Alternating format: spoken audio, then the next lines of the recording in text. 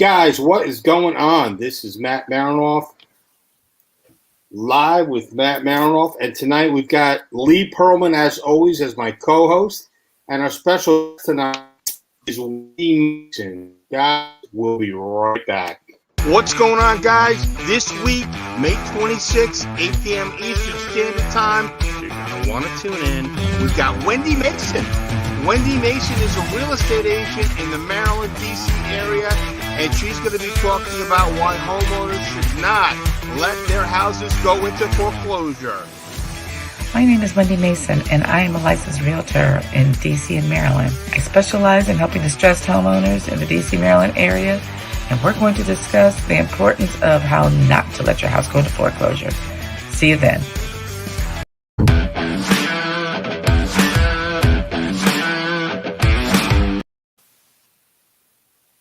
And just like that, the show almost finished.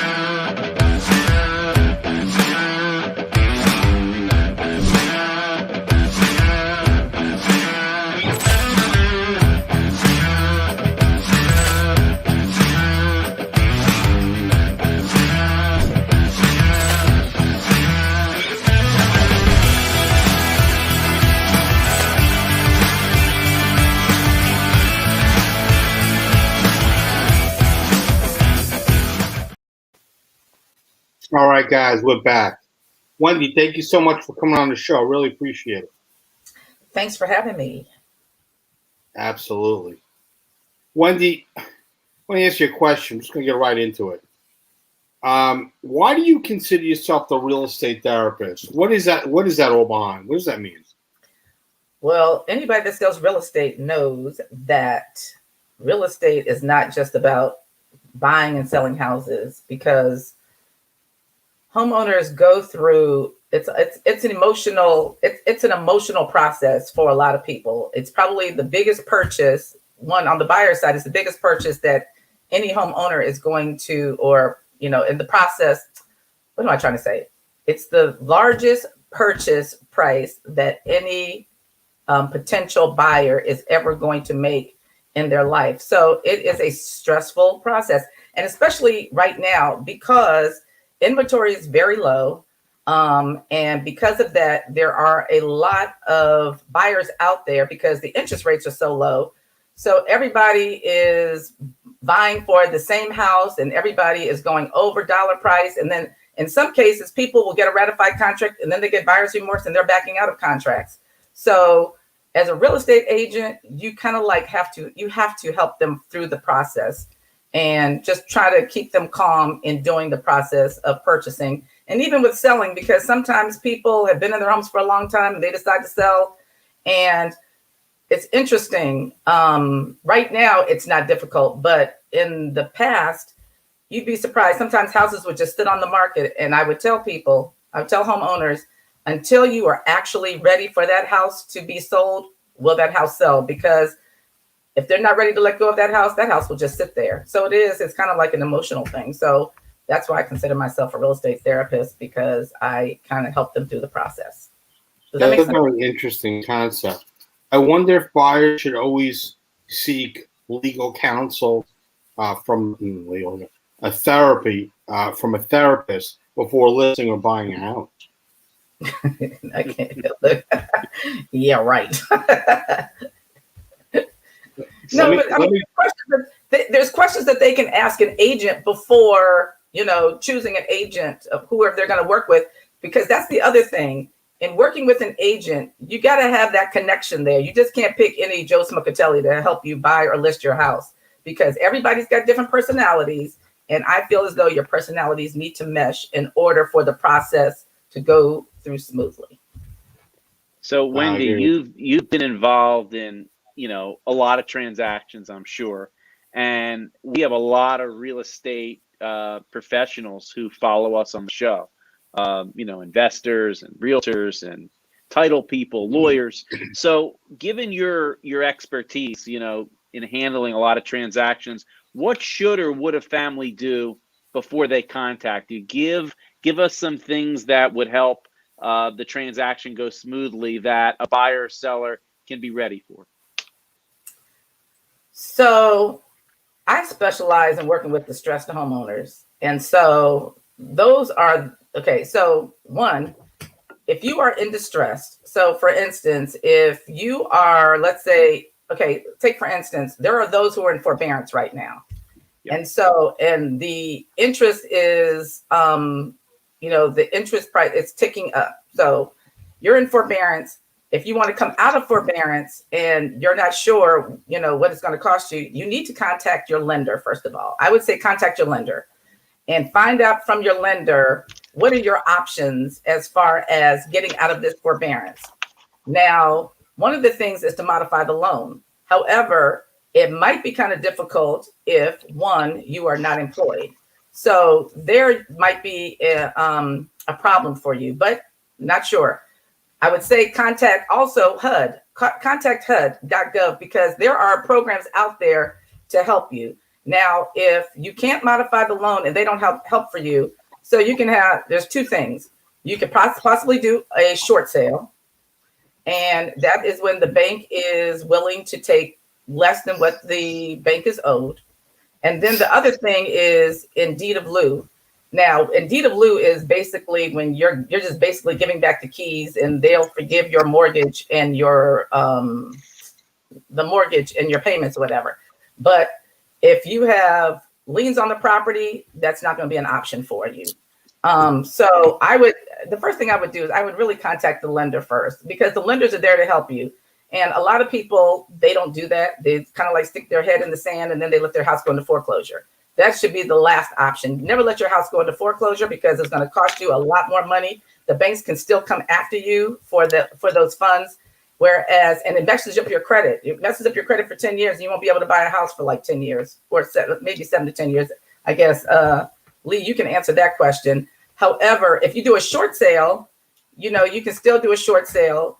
Sometimes the banks will say, oh, you need to pay us back whatever's short. But a lot of times I've never seen that happen. Most of the time you'll get they'll look at it as giving money. You'll get it. What is it? The tax. They'll give you they'll send the IRS as a payment, and you will have to owe that money. You'll just pay money on those taxes. Did I say that right? Anyway, I hope y'all know what I mean.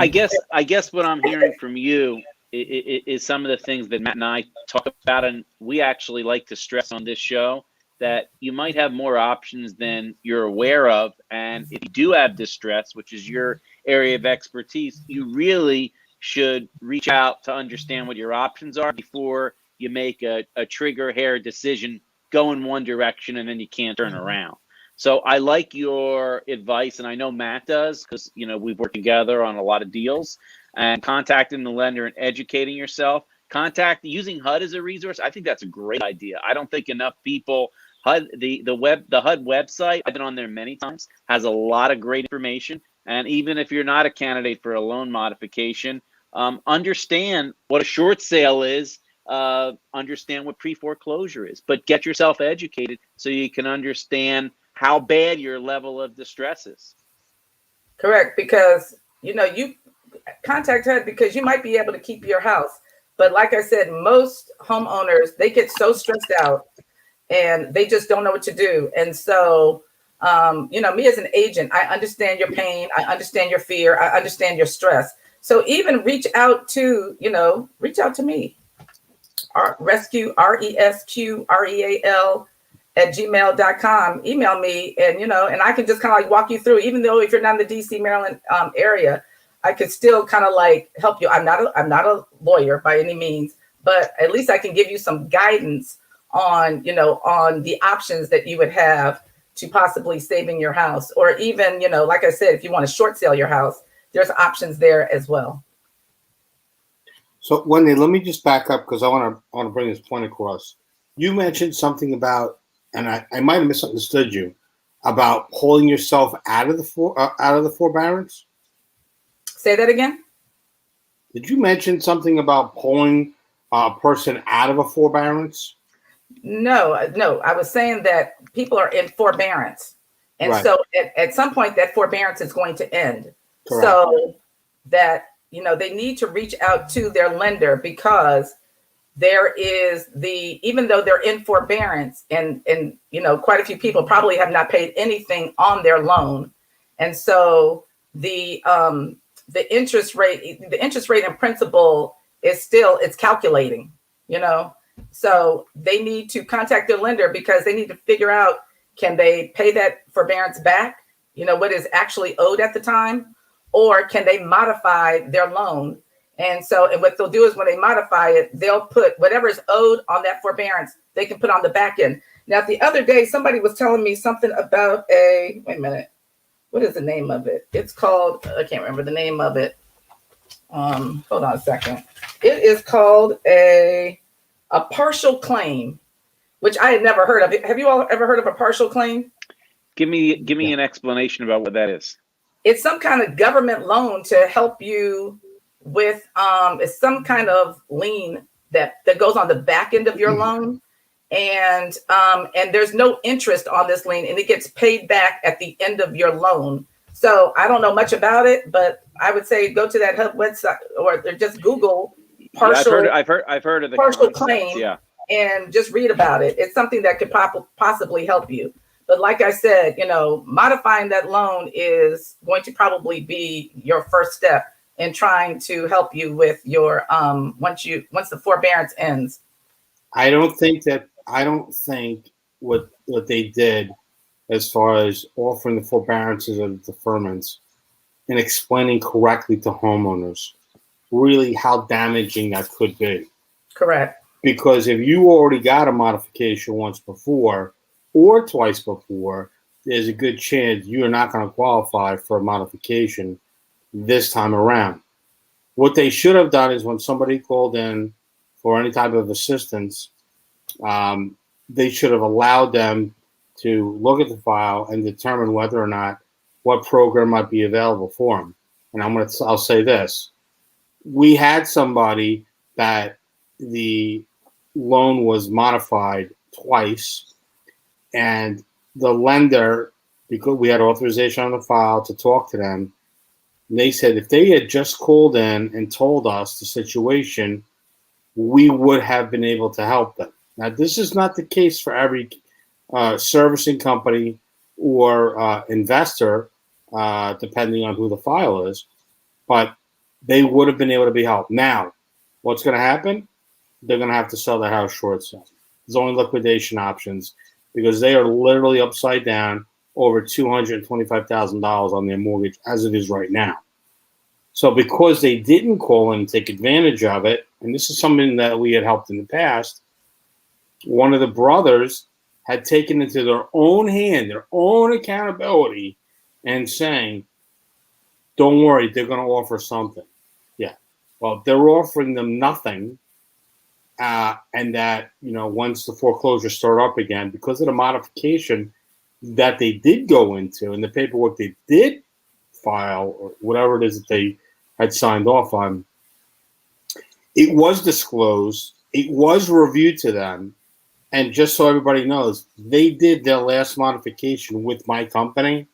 We kept all the notes and all the emails. And I will tell you, that brother got a serious tongue lashing from his mother because they didn't listen. They should have called us, but they listened to the son, who has nothing to do with real estate or anything financial-wise, and they really put themselves into a big pickle. So I say, I agree with Wendy, call into the lenders and find out what's available, because there are services that are available for people. I know Hope for Homeownership. I know there's a hotline. People can call into that hotline. They can, if they try to get help. There are avenues for it. So foreclosure should never, ever be an option, in my opinion. Exactly. I wanted to make another point, kind of dovetailing off what you said, Wendy. And I think what's happening, and I know I've seen it in some of my cases, and I know that Matt probably has too, but the forbearance has become an out of sight, out of mind situation with a lot of homeowners. So the loan is on pause, you know, it's suspended in whatever capacity it's suspended. And your point to contact the lender to understand how far behind they are, where they left off, how the interest rate's being calculated, and how the escrow is being handled is really important, because you probably deal with homeowners all the time where they think they're behind X and you have them call and it's a whole nother ballgame. So I think the theme to be proactive is really well taken. Exactly. And I can tell you, and the reason why I've taken this on myself, to help homeowners is back in 2009. So my husband and I bought 2 cars. And I said to my husband, I said, oh, let's refinance the house. And so that we just pay the cars off and, it'll just be part of the mortgage, whatever. It's just like, look, I thought it was cost effective. Okay. And it did not turn out to be cost effective at all because, so a friend of my mother's son was quote unquote a lender. Okay. You try to help a brother out, right? He screwed us up so badly. And when we got to closing, they said, have you seen your note? I said, no. He put us in an option arm. What the F? Okay, I know I can't say that. Okay, so anyway, I said it. What the F? Anyway, so an option arm. So an option arm was for investors to get in and get out. So I tell my husband, I said, I'm not signing this note. So then he's like, Wendy, well, we haven't paid the mortgage and blah, blah, blah, blah, blah. Anyway, make a long story short, we get this damn mortgage, okay? And the interest rate is like ticking. So at first it was fine, then it started ticking up. So I tried to refinance it, and they said, and this was like a week later, and they said it was gonna cost you $16,000. I wish I had taken that damn $16,000 loan. So make a long story short, it got to be like outrageous. So so first of all, I had to file bankruptcy. That was 1. 2, so the bankruptcy lawyer, I said, can you do this modification for us? So I paid him like $700 for a retainer fee for that. And so he didn't do shit. So I was just like, I did it. I said, let me just do this myself. So I started doing the modification. So to do the modification, you have to stop paying your mortgage for 3 months, right? Before they'll even think about modifying your loan. So I did that. And I started doing it. And I had to keep in touch. I contacted this bank every month. And I said, I feel sorry for people who don't even realize or even know how to even do this. And so, and I did the whole modification process, which was stressful, was a pain in the behind. And so after that, we got out of it and we got through it. But hell, and your everyday homeowner doesn't know what to do. So that's why I said, you know what? I said, I'm going to make it my mission to help people. And so people say, well, what if you don't get a listing or selling? I said, it's not about that. It's about helping people. I said, you know what? I take referrals. Look, I'll take referrals. So Wendy, hold on 1 sec. We'll be right back after this brief commercial. Okay.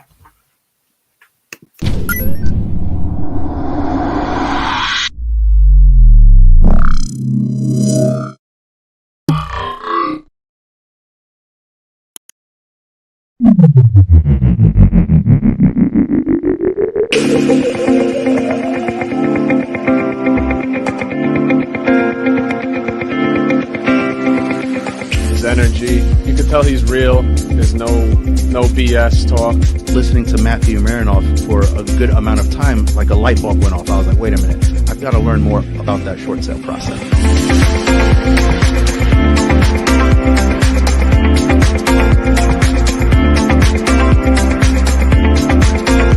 What is one thing that really stuck out in your mind that you learned that you may not have known prior to coming today? Everything. It's cool to actually see people's body language change throughout the course of the day. Their arms were crossed, now they're wide open, they're laughing.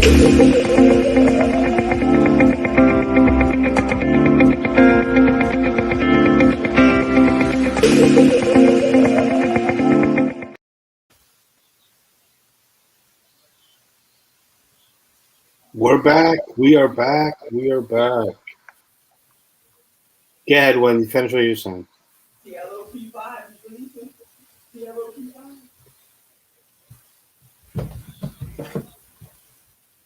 Wendy? Yes, I'm here. I have to tell my son to be quiet. Hold on. Was he playing a game next door? Look, he's just loud. He's 17 and loud, okay? Wendy, you're 33 and you're loud too. Oh, I know I'm loud. That's a given. Your poor husband. Let me tell you something. That's when my husband says he can't hear me. I was like, that's BS, because I have the loudest, biggest mouth in the house. So I know you hear me. There you go. All right, well, you tell your husband to What? hang tight. No, he's a good guy. I was just looking at statistics that was sent to me last week from one of the banks, and they were making reference to, I guess, the market as it is right now. And they're talking about how active forbearances are down about this particular bank, about 66% from the prior week. And I'm going to try to get new statistics weekly, Lee, Okay. from different banks so we can get an idea, get a temperature of the water of where we're at. I think that's important. I think that's important. Yeah. There was about 17% consumers who had asked for forbearances 2 months ago had extended their forbearances. 31% of the customers who asked for forbearances remain current on their account. That's not bad. What was the percentage? About 31%. That's not bad. Okay. That's not bad. Yeah. 46 roughly percent of the customers who asked for forbearances last month this is not good.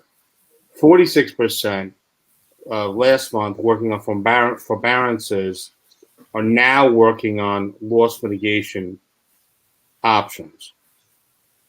That's not a good sign.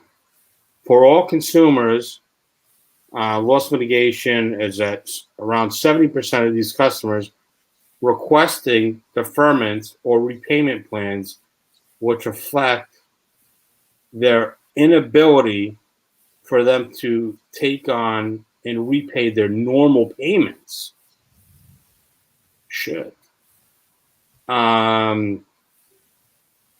This is not good. There's about 5.6% consumers who asked for forbearances last month have had their forbearance expire, not working with them, significantly better than the month prior to that, which is now 4.8%. Between the last 2 months, about 75% of all forbearances are now in critical measure of some point. And if this keeps up, about 3 to 5% when all said and done, hopefully should be a great win for the bank. Now, they did say over the last 12 months that they've seen a surge of liquidation requests. This is important, and this is the stuff that I was getting hosed on Clubhouse with. That over the last 12 months of a surge of liquidation requests have failed for loss mitigation retention options. Now, 2 months ago it was an average of, this is not good, on an average of 2% over the last 12 months, right? A 12% surge.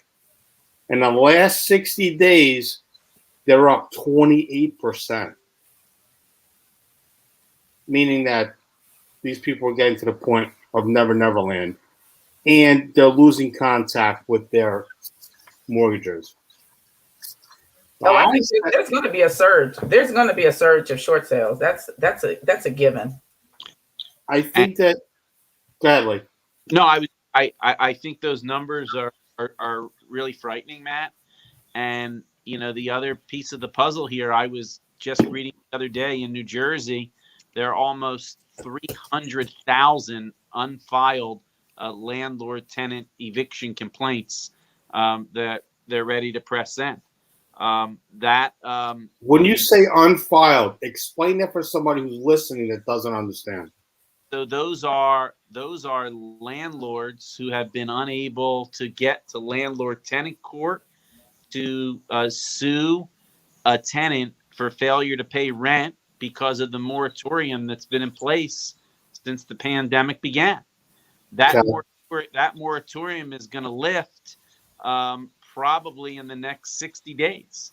Now, how they process those and how many they're going to permit, how many they have the capacity to file and handle, I don't know, but it's a lot. Now in Philly, I read today, in Philadelphia, they resumed foreclosures, but they did something very interesting where, and it made national news, where they require the landlord to actually help the tenant apply for assistance. So they're required to help the tenant look for rental assistance at the same time they file the eviction complaint. There are going to be different mechanisms and models that people are going to use, but there's going to be a lot of people who are going to have housing issues. We're going to have a little bit of a housing crisis, is my prediction.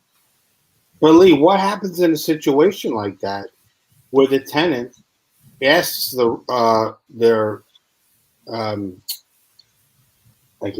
landlord for help, and the landlord says "F off"? Yeah, I think there's going to be from the stimulus bill, there is rental assistance that's going to be available to tenants, but in looking at the number of landlord-tenant complaints that have to get filed and the amount of assistance that's available, I suspect, and other lawyers in my network think, it's not going to nearly be enough. It's going to probably run out very quickly, and people aren't going to understand how to make those applications in enough time. Hold on one sec. We'll be right back after this brief message. Hi there. I'm Lee Perlman. I'm a consumer bankruptcy attorney. I've been helping people get a financial fresh start since 1994. You can reach me at newjerseybankruptcy.com or 856-751-4224. That guy's a handsome guy. What happened to the blonde hair? It's the lighting, Wendy. It's so you look like you look like you were probably like in your 30s when you did that. Sorry, Lee. That's even worse. He did it 3 months ago. Pandemic is Damn, you age fast. I age. Pandemic really took you apart, my man. That's right. Sorry, Lee. We're just having fun. That's all. Wendy, I don't know if you can answer this question or not. Hopefully you can. Go ahead. In your experience, what would you do? No, hold on a second. No, let me ask you this question. What's that? In your experience, what are the two options that somebody may or may not have before foreclosure? Oh, I think I answered that before. What are the two options in pre? You did answer that? I think I answered that before. I think you did answer that. Let me ask you this question. What's that? What made you decide to go on this mission? I told you that. I told you my story why I decided to go on that mission. My mission was because we're gonna have to edit this shit out later on. Modification, huh? Yeah, we're gonna have to edit my questions. You listen. Go ahead, drink the water. Wait, you got any questions? That's so funny. A little bit about. You know what? Though I will say this though. Yeah. As a realtor that helps distressed homeowners need to understand this.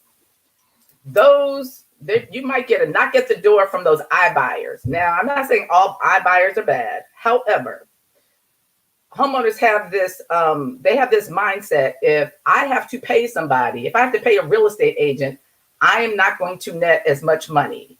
And that is a fallacy. Whereas an iBuyer, you have to understand something. iBuyers are looking to buy your property at the lowest price point possible. Why? Because that's where they make their money. They make their money on the purchase, on the front end, not on the back end. So even if you have a distressed home and you hire an agent and you list it for even less than market price and pay an agent, I guarantee you that you will net more money as opposed to one of those wholesalers or iBuyers that come knocking at your door that offer you whatever price it is that they're going to offer you. And and you think that it's a good thing, it's a good deal, and it could really jam you up. So I would say contact an agent first before you decide to go that iBuyer route, because it really can cost you in the end. So what you're saying, people don't really realize, I see it too, the value in having a professional realtor and how it can increase the transaction on the seller's side. But they do, because they're going, I've had it happen. I had a friend, he kept saying, I'm not paying an agent. I'm not paying. And I kept trying to tell him, I was just like, it's going to cost you. You'll make more money hiring an agent than you will selling it, off market to somebody. And so, but they don't believe you, but you have to actually show them on paper. You have to see it.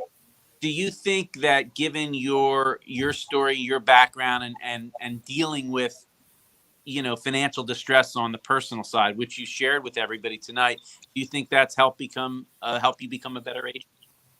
Oh, I think so. I mean, I've been selling real estate for 18 years. And so I've learned a lot what I've learned as a realtor, going through different transactions with different, clients. Okay. And so, I tell people all the time, I got bored. To me, listing and selling houses is boring. It really is boring.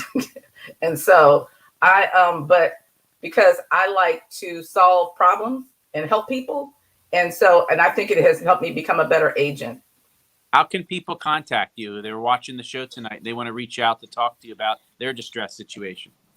So you can email me at RES, R as in Robert, E as in Edward, S as in Sam, the letter Q, R as in Robert, E as in Edward, A as in Apple, L as in Larry, at gmail.com.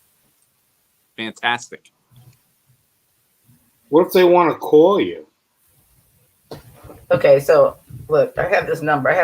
Okay, y'all, I have this phone number that I still have not memorized yet. Is it the 202 number?